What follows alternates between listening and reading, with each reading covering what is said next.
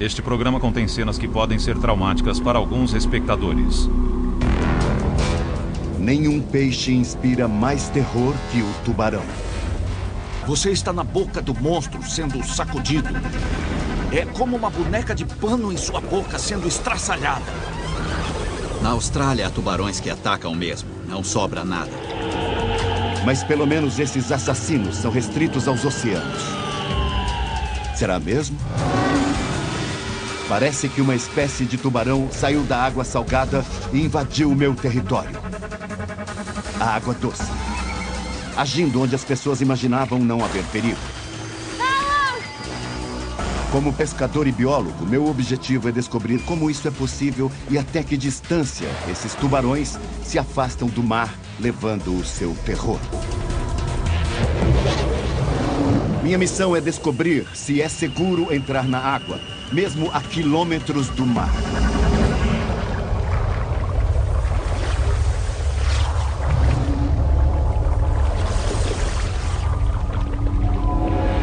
Monstros do rio.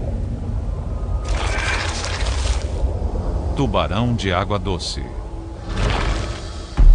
Sou especialista em caçar animais gigantes de água doce. Usando uma combinação de lógica, informações locais e intuição, enfrentei cardumes de piranhas na América do Sul e um bagre devorador de homens na Ásia. Mas tubarões são alvos totalmente diferentes. Essas criaturas são lendárias. Tubarão, o filme marcante dos anos 70, descreve ferozes devoradores de homens com apetite para a carne humana. Mas o relato de um tubarão agindo em um lago no interior é aterrorizante. Para investigar, eu estou indo para a Austrália. Pleno verão em um lago de água salobra. A temperatura está acima dos 28 graus. Um aluno de pós-doutorado de 23 anos, Paul Martin, e seu amigo David estão planejando uma tarde refrescante no Miami Lake. Eu vou ganhar de você. Eu vou chegar muito antes de você. Quanto quiser, cara. 50 pratas. 50 pratas? 50 pratas. Manda aí. Você vai, precisa apostando. disso, né? Precisa apostar uma corrida. Tudo bem, você vai perder, cara. Eu sei. Eu vou ganhar de você. Eu sou mais calmo, né? Ô, espera aí. As chaves. Eu preciso das chaves. Vamos nessa. Vamos lá. Vamos nadar. Eles fazem uma aposta atravessando o lago de 500 metros de largura.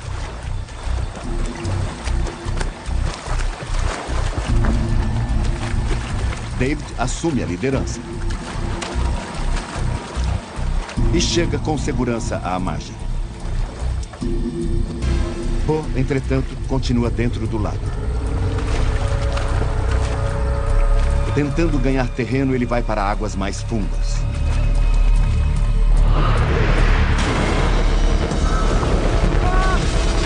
De repente, ele desaparece.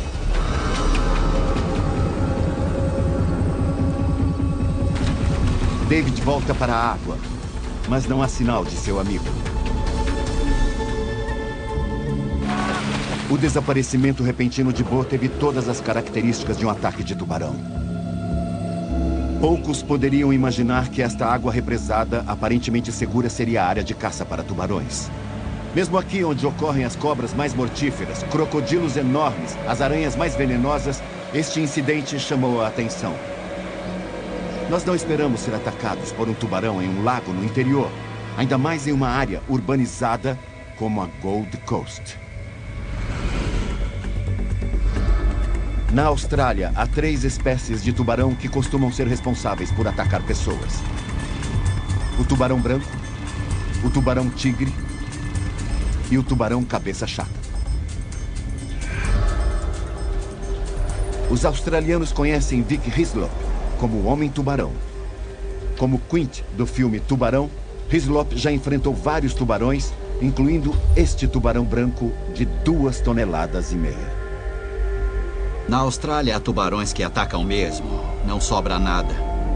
Eles são tão bons no que fazem que quando afundam uma pessoa não se vê mais nada. Você tem que estar olhando para o local exato para ver acontecer. O tubarão branco é um famoso devorador de homens, mas alguns especialistas acham que, no geral, o cabeça chata é uma ameaça muito mais mortal. É um animal muito robusto, muito bruto e agressivo.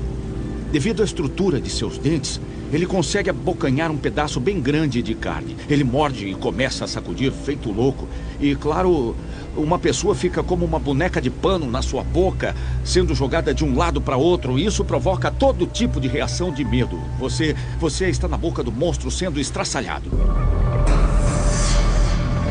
De formato troncudo e caráter feroz, o tubarão cabeça chata tem a constituição de um lutador de rua, com um nível de agressividade altíssimo. No seu grupo é considerado o maior devorador de homens. Um ataque de tubarão cabeça chata é mais letal que o de um tubarão branco. E as autoridades acreditam que foi um tubarão cabeça chata que matou Bo Martin neste sistema de canais. Este complexo de canais foi construído durante as décadas de 70 e 80 e é maior que Veneza, na Itália. 260 quilômetros de canais e mais de 30 lagos. É uma área com milhares de apartamentos, casas, até a beira d'água. E a maioria das pessoas daqui acha que esses canais são perfeitamente seguros para nadar. O que me intriga é como um tubarão conseguiu chegar aqui, tão longe de onde nós imaginamos encontrá-lo, em mar aberto.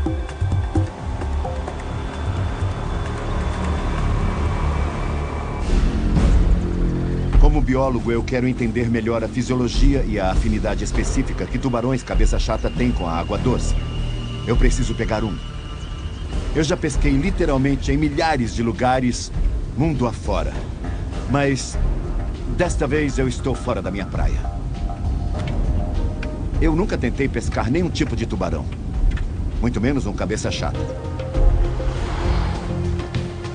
160 quilômetros ao norte, com terra à vista, eu freto um barco pesqueiro e saio atrás de tubarões. Com 4 varas montadas, eu sei que minhas chances são boas.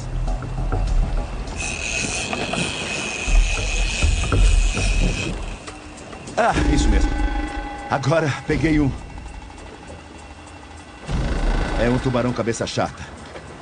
Peguei um peixe grande, um peixe graúdo. Acabou de morder a isca. Vamos colocá-lo na polpa do barco.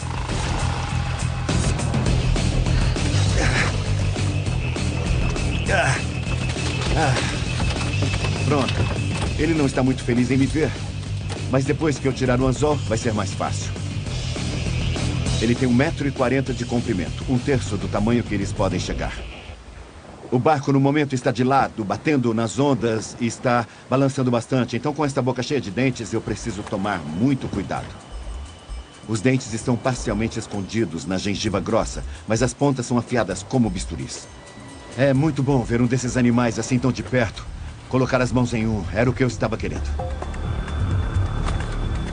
Mas o que difere essa espécie de tubarão é sua habilidade extraordinária de agir tanto em água salgada quanto doce. O tubarão cabeça chata é a única espécie de tubarão que consegue fazer isso.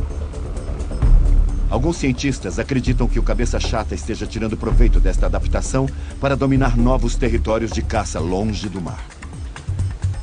O tubarão cabeça chata é único porque é muito mais capaz que outros tubarões de regular a quantidade de sais e ureia nos tecidos do corpo. Tubarões cabeça chata testam constantemente a salinidade da água com pequenos sensores distribuídos em todo o corpo, semelhantes às nossas papilas gustativas. Depois, um órgão especial, a glândula retal, age como uma válvula liga-desliga, liberando ou retendo sal de acordo com a necessidade. É incrível como eles são capazes de fazer isso, mas obviamente lhe custa muita energia. Por isso, a tendência é achar animais maiores com capacidade de mudar muito depressa, enquanto os menores permanecem dentro de um lastro de salinidade relativamente estreito.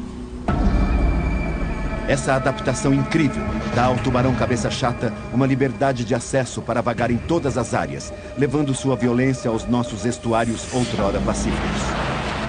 Um predador que pode agir em rios e lagos adjacentes no mundo inteiro. responsável por ataques fatais da Austrália à África do Sul, da Flórida à Nova Jersey.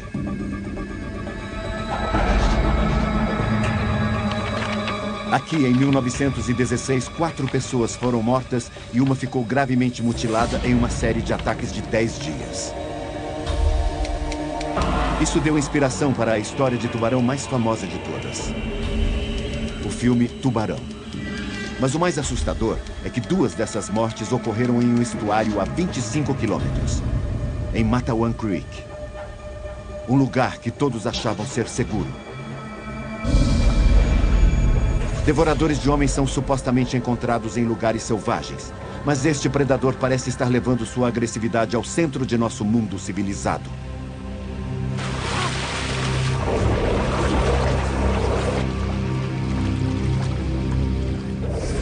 Tubarões cabeça chata parecem estar deixando os oceanos e indo para onde as pessoas estão mais propensas a nadar e brincar na crença de que estão seguras. Histórias de pescador. Qual a maior distância rio acima que um tubarão cabeça chata já foi encontrado? A. 20 quilômetros. B. 1.250 quilômetros. Ou C. 3.550 quilômetros. A resposta é C. Tubarões cabeça chata foram encontrados a 3.550 quilômetros rio acima, no Amazonas. Estou procurando a criatura responsável pelo ataque brutal a Bob Martin. E isso está me provocando calafrios. Tubarões cabeça chata parecem estar saindo do oceano e indo para onde as pessoas estão mais propensas a nadar e brincar, acreditando que estão seguras.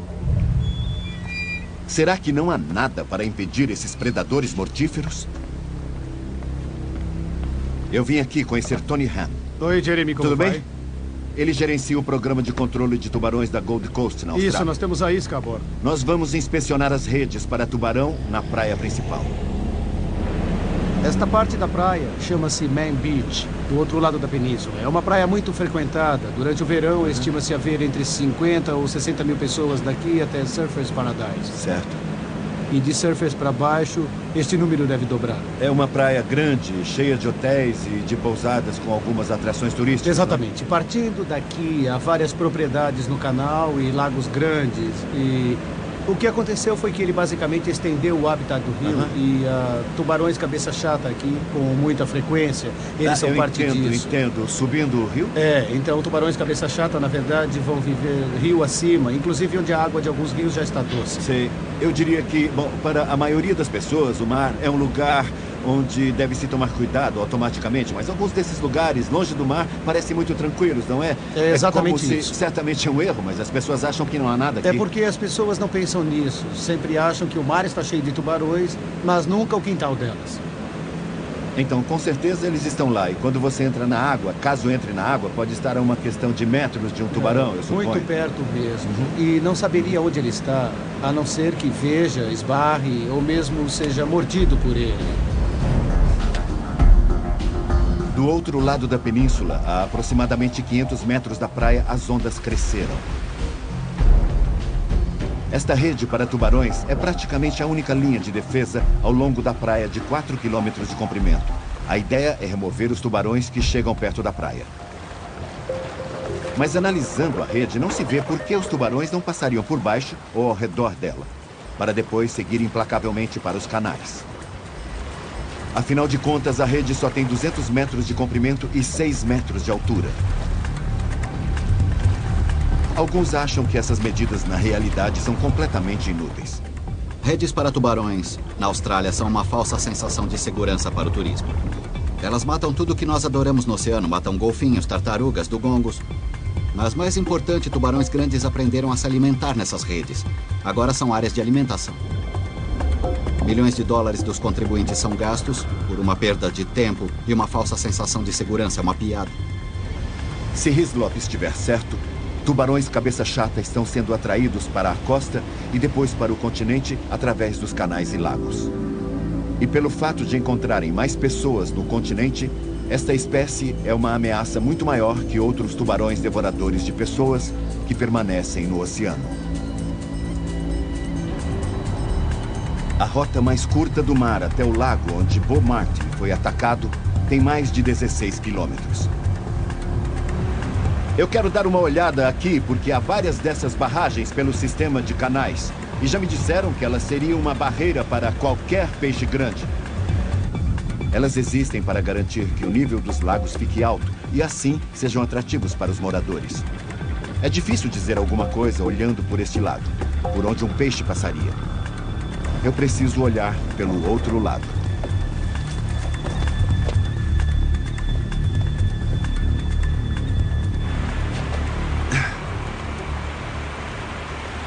Esta passagem está fechada e eu diria que esta é uma barreira muito segura. Um quadro muito diferente aqui. Esta passagem está aberta e acho que está claro. Qualquer coisa desse tamanho ou até maior consegue passar por aqui. O que eu acho muito preocupante é que o lago onde Bo Martin foi atacado fica depois daquela ponte. O que significa que o assassino teria passado por este lugar. Não há proteção alguma para evitar que um tubarão chegue a esta área. No Miami Lake, no dia seguinte ao desaparecimento de Bo Martin, tem início uma busca. Liderada pelo pai de Bo. Ele vasculha exaustivamente o perímetro do lago. Por 2 dias não há sinal de Bo. Na manhã do 3º dia, depois de a polícia ter desistido da busca, ele começa a procurar com seu caiaque.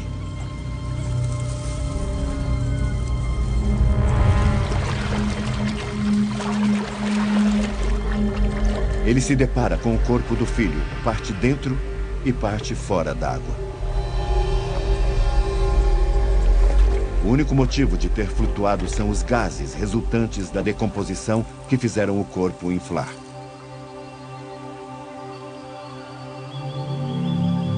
A autópsia revelou que Bo fora atacado 3 vezes por um tubarão cabeça chata. Uma mordida devastadora na coxa esquerda foi fatal. Este predador escapou facilmente do mar para as águas salobras do Miami Lake.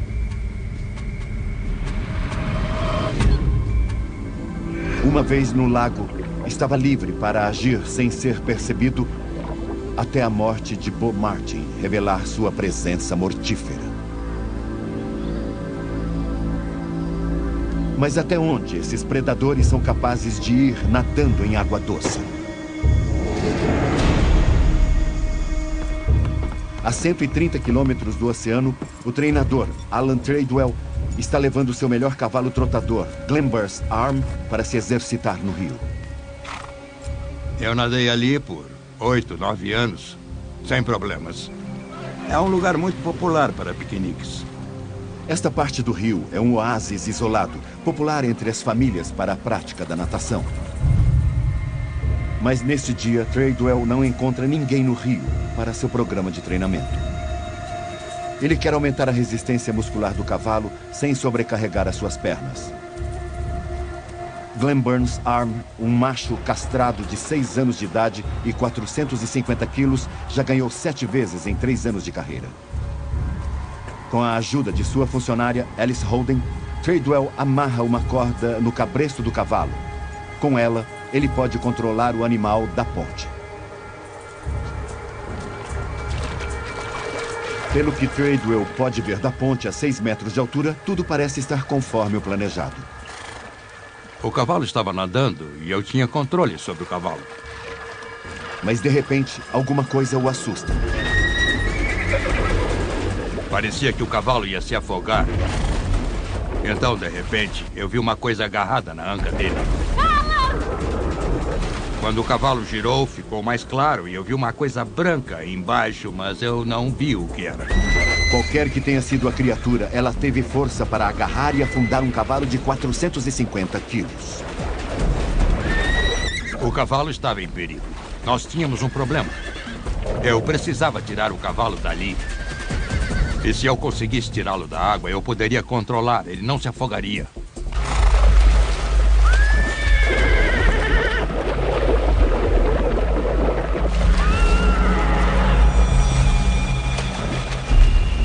Ele só não foi morto devido ao cabresto preso ao pescoço. Se eu não o tivesse tirado da água, acho que ele não teria sobrevivido.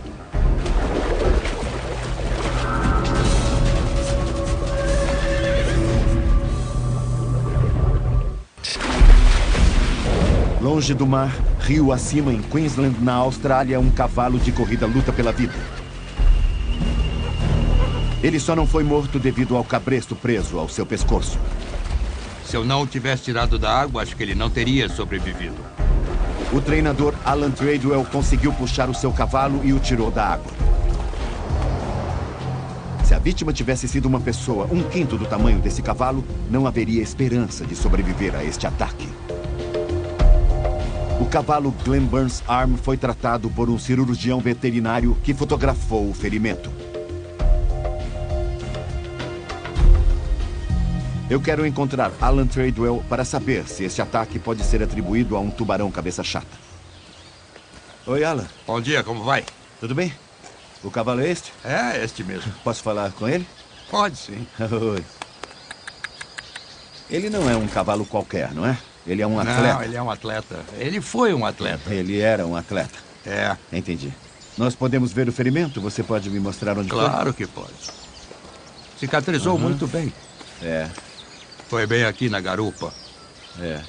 E como ele está agora? É, Você não ele diria está que- bem. É, ele está bem, mas ele se recuperou completamente? Não, na verdade eu acho que não. O tornozelo dele incha um pouco depois de uma corrida forte. Ah, sei. O que torna praticamente impossível competir. Então, na realidade, isso acabou com a carreira dele. Acabou, isso mesmo. Ele ainda parece meio desajeitado com esta perna traseira. Eu não sei o que aconteceu com ela, é E- impossível dizer. Então, a possibilidade de algum tipo de dano muscular profundo... É, pode ser. Deve haver alguma é coisa. Isso mesmo. Apesar de nunca ter tido relatos de tubarões nesta altura do rio Brisbane, Alan Treadwell acredita que o que ele viu foi um tubarão. Embora só tenha visto um contorno branco por uma fração de segundo. Eu quero fazer uma abordagem lógica para descobrir o que exatamente aconteceu aqui. Minha primeira estratégia é medir o conteúdo de sal neste trecho do rio Brisbane. A salinidade da água diminui à medida que se sobe o rio.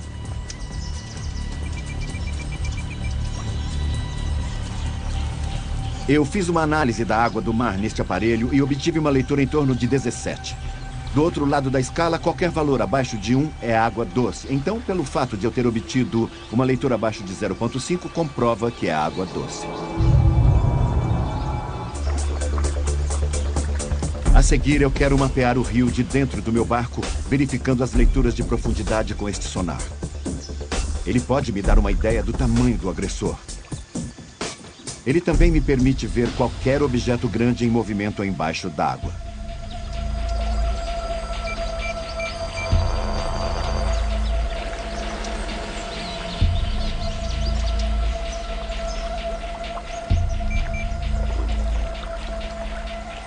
Eu calculo que este foi o local exato onde o cavalo foi atacado. Nós estamos a mais ou menos 10 metros da margem, mas aqui há mais de 3 metros de profundidade. Então há muito espaço embaixo do cavalo para alguma coisa ficar à espreita. Não há sinal de nada hoje. Mas no dia do ataque, um tubarão poderia ter se aproximado por baixo, sem ser visto. Eu sei que tubarões cabeça chata podem nadar em água doce. Tudo indica que foi um ataque de tubarão, com exceção de uma coisa. Há um bom motivo para eu não achar que eles tenham sido responsáveis por este incidente em especial. Veja isso. A 8 quilômetros rio abaixo, há esta barreira feita pelo homem que cruza o rio todo. A Mount Crosby Weir é uma barragem que está aqui há mais de 100 anos. A diferença de altura entre a água do lado do mar e a do lado do rio acima é de 3,60 metros. Eu consigo entender que alguma coisa consiga chegar até aqui vinda do mar. Mas como vai passar por essa barragem? Então, o que mais poderia ser? Acho que pode haver uma pista em uma coisa que Alan Treadwell me disse. Embora a superfície do ferimento de Glenburns Arm tenha cicatrizado, embaixo da pele há um dano muscular profundo que o impede de competir. Isso é exatamente o que ocorre em ataques feitos por outro animal. O crocodilo de água salgada. Quando um crocodilo morde uma vítima, ele deposita bactérias na ferida que causam dano muscular de longa duração. Quando um crocodilo agarra alguma coisa, o corte não é bem definido. Há muito hematoma e pressão. São 210 quilos por centímetro quadrado. Se ele agarrar a perna de um cavalo, a pegada é boa. Ele segura firme, vai puxar o animal para baixo d'água, vai segurá-lo e também vai afogá-lo.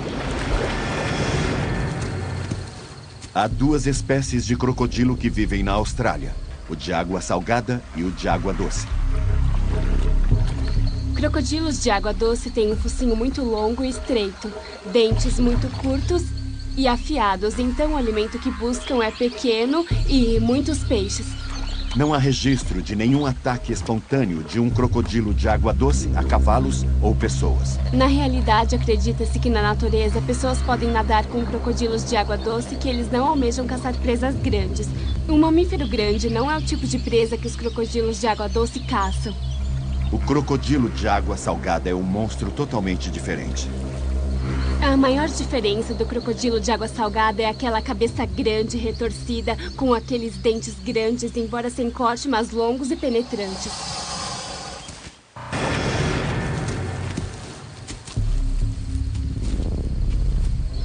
Os crocodilos de água salgada vivem em água doce, salgada, salobra.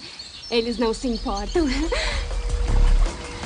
Quando um crocodilo passa dos 4,5 metros, trata-se de um animal que pode derrubar um búfalo de 1 tonelada. Parece mais provável que a criatura que atacou Glen Burns Arm não seja um tubarão, mas um crocodilo. Eles preferem água profunda, escura e turva, porque são os mestres da camuflagem. É assim que eles caçam.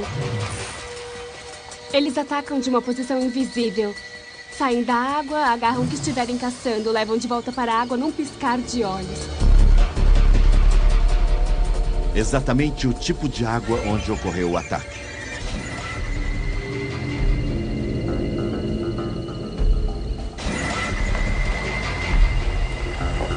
Documentos oficiais afirmam que um crocodilo não poderia ser o culpado.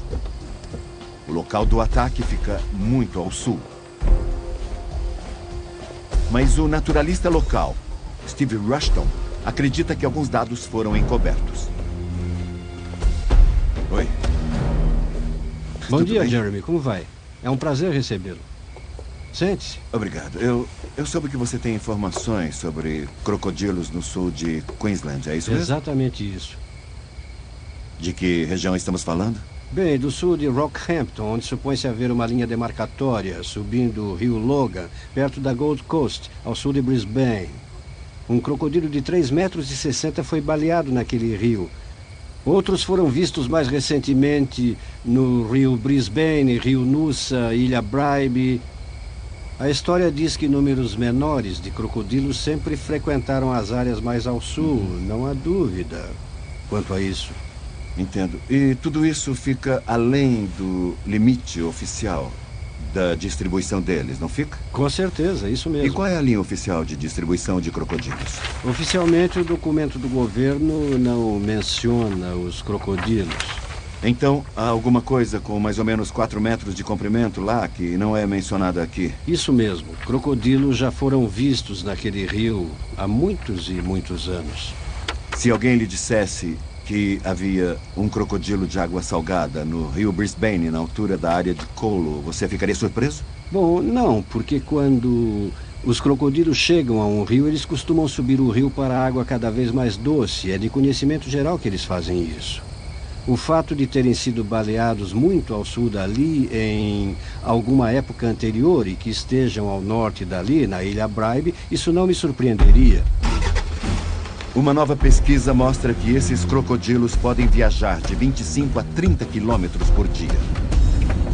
Se Rushton estiver certo e houver crocodilos na área do ataque, pode ser que um crocodilo de água salgada seja o responsável. Mas há um problema com essa ideia. Embora crocodilos já tenham sido encontrados tão ao sul, nenhum foi visto a menos de 240 quilômetros dali nos últimos 20 anos.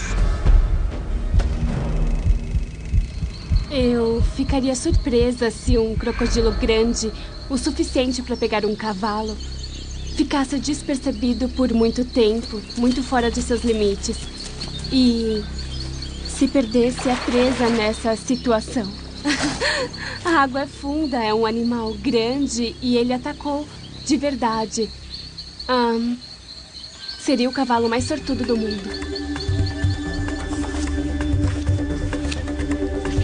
Quando todas as possibilidades parecem inviáveis, eu me volto para a opção menos provável na minha busca pela verdade.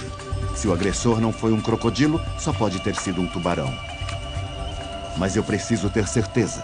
Se esta é a verdade, sua repercussão vai longe.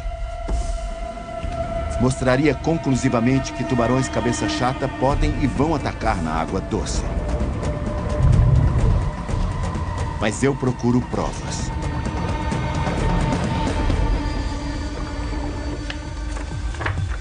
Se eu conseguir essas provas, significaria que em nenhum tipo de água nós estamos assim. Minha suspeita é de que um tubarão cabeça chata conseguiu subir o rio Brisbane e atacou um cavalo de meia tonelada. Mas estou procurando provas. Eu vou mostrar o ferimento do cavalo de corridas ao cientista Vic Pedamors. Ele é um dos maiores especialistas do mundo em mordidas de tubarão. Que conclusões você tira disso? Eu diria com certeza que parece uma mordida de tubarão característica por causa desses intervalos entre os dentes e pelo jeito que ele parece ter arranhado para baixo o traseiro do cavalo. Esta aqui é a mordida em mais detalhes. Nossa, eu acho que ele bateu com o maxilar superior e escorregou para baixo. Dá para você ter uma ideia aproximada do tamanho que o tubarão deveria ter? Isso não parece muito uma crescente que sugere que o maxilar devia ser muito grande, supondo que este era um tipo de... Então esta esta parte é a maior. da mandíbula que bateu assim. A curva é bem suave, é uma curva Olha, a curva suave. é muito suave. Então, se imaginar essa aqui pegando assim, veja este dente ali, aquele dente ali, Uma é mandíbula bem muito parecido. parecida com essa. Não é muito diferente dessa. Este tinha 2,75 metros de comprimento. Quase 3 metros. É uma curvatura muito semelhante e se encaixa no nosso conhecimento sobre tubarões cabeça chata. É possível ter um cabeça chata até maior na parte de água totalmente doce do rio. Esse indício sugere que a criatura que atacou o cavalo de Alan Tradewell é um tubarão cabeça chata, de aproximadamente 2,5 metros.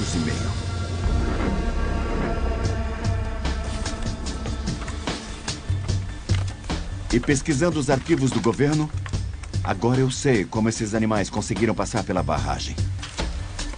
O rio Brisbane transbordou repetidas vezes, com uma ocorrência extrema em 1974. Até a cidade foi inundada, mas as regiões adjacentes também.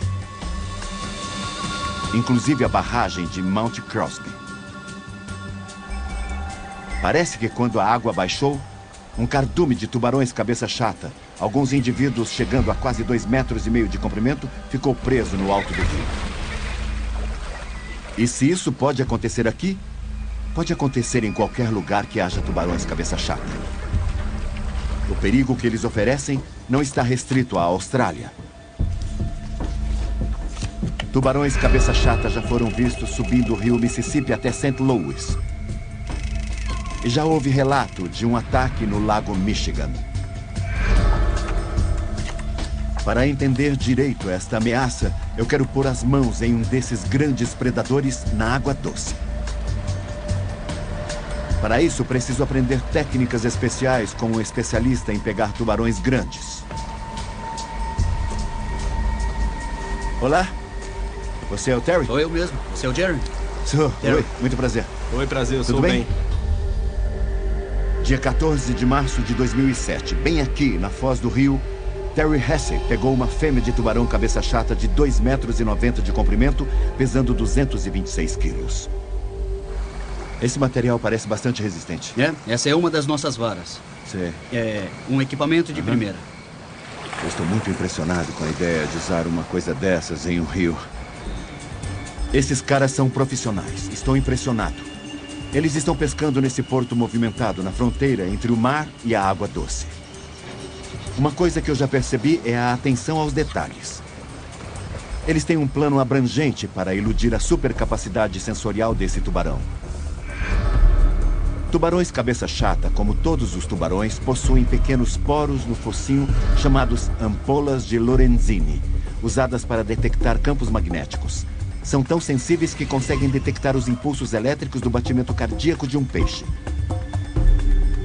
Tubarões com a cabeça mais larga, como os cabeça chata, possuem mais destes poros e assim podem localizar uma presa com maior precisão. Tem outro ali? Para evitar emitir qualquer sinal elétrico para o tubarão, Terry disfarça todos os anzóis de metal com plástico e amarra tudo isso na enguia. Maravilha. A seguir, Terry se assegura de tirar proveito do olfato do tubarão usando isca fresca. 2/3 do cérebro desse tubarão são dedicados a farejar presas. E pescando à noite, nós estamos optando pela hora mais provável que tubarões saem para caçar. É no escuro que o tubarão cabeça chata tem uma vantagem sobre os peixes que dependem mais da visão.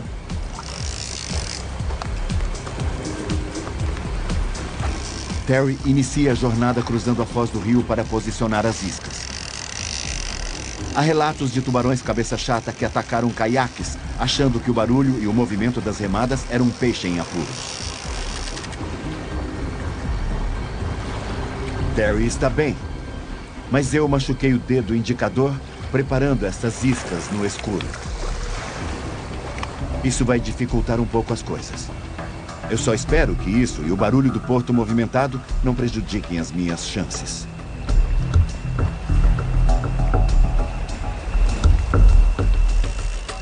Segura, segura! Às 2:30 da manhã, um peixe fisgou. Com a maré alta, a linha começa a correr. Não! Não saiu. Desculpa. Isso. Não está diminuindo. No começo parece que tem um barco na outra ponta. É muito pesado. Eu vou mudar a posição aqui. Isso. Agora sim, está puxando. Ele está vindo na minha direção. Com quase 200 metros de linha recolhida, o que quer que seja, chega à margem. Caramba! O que é? Cara, é muito grande. É um dos maiores peixes que eu já vi. Como algo saído das 20.000 léguas submarinas, com certeza não é um tubarão. Mas o que será isso? Nossa, olha só. Na foz do rio Brisbane, eu fisguei um peixe monstruoso. Não é um tubarão, mas é um peixe excepcional. É extraordinário. É impressionante, não é? Eu nunca vi nada assim na minha vida. É o que chamam de garopa de Queensland. É um monstro. Não é o monstro que eu estava procurando, mas é um monstro. Tem 1,92 m. E a circunferência? 64 centímetros. A circunferência tem 1,31 m. Este é um peixe marinho protegido, encontrado normalmente em recifes, mas às vezes visitam a foz de rios. Vejam isso. Este peixe, nem mesmo Terry e Ben já tinham visto um peixe desses tão grande assim. Foi uma pesca e tanto, principalmente em um rio, e este com certeza é um monstro do rio. Garoupas têm um truque extraordinário. Este macho de quase 115 quilos iniciou a vida como fêmea. Quando há poucos machos em um grupo de desova, uma fêmea muda de sexo para manter a reprodução alta. Mas está na hora deste mutante de sexo voltar para casa. Para mim, isso enfatiza ainda mais que nós não fazemos a menor ideia do que realmente existe dentro dos nossos rios. É incrível pegar um peixe como este. Mas não é o que eu vim procurar aqui.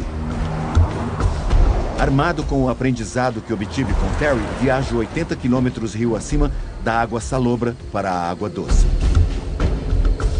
Eu estou pescando à noite, com iscas muito frescas. E Eu estou usando 2 varas de pesca. Vamos ver. Alguma coisa comeu a isca, mas não mordeu o anzol. O que quer que tenha sido, continua lá e a minha isca está acabando. Coisa irritante. Por fim, eu tenho sorte. Algo fisgou o outro anzol. Estou afastando o anzol de umas árvores e outras coisas ali do lado. Sim, é um tubarão. É um tubarão. Eu vou tirá-lo da água. Este é um tubarão em um rio. Pronto.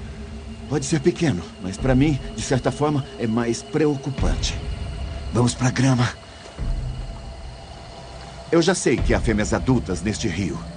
Pegar um desses indica que eles estão se reproduzindo aqui. Este corpo é músculo puro. Dá para sentir quando ele flexiona. Ele faz muita força. Este não veio do mar. Provavelmente nasceu na água salobra rio abaixo. E embora só tenha 18 meses de idade, ele parece estar se desenvolvendo bem em água doce. É assustador imaginar que este rio será seu território de caça durante toda a vida. Mais 15 anos. Com 1,10 m de comprimento e 7 quilos de peso, este aqui pode triplicar de tamanho e ficar 30 vezes mais pesado. Eu estou tentando imaginar este animal com o dobro ou o triplo do tamanho nesta água. É uma perspectiva assustadora em um rio tão pequeno. Enfim, este volta para a água. Consegui provar, sem dúvida, que tubarões cabeça-chata estão invadindo a minha área, na água doce, a mais de 130 quilômetros do mar, em um rio na Austrália. Mas o mais importante é que eles têm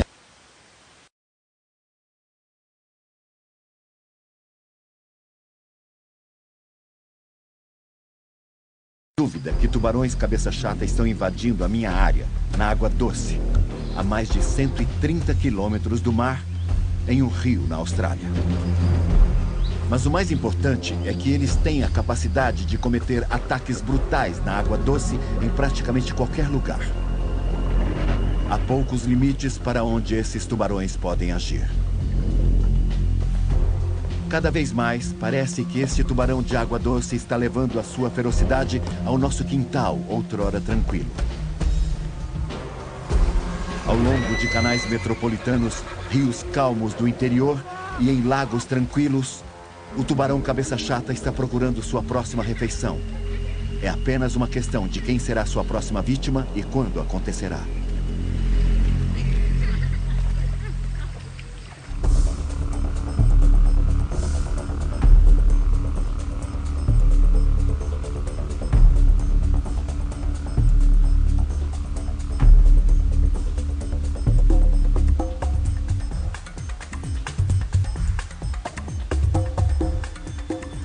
Versão brasileira, DPN Santos.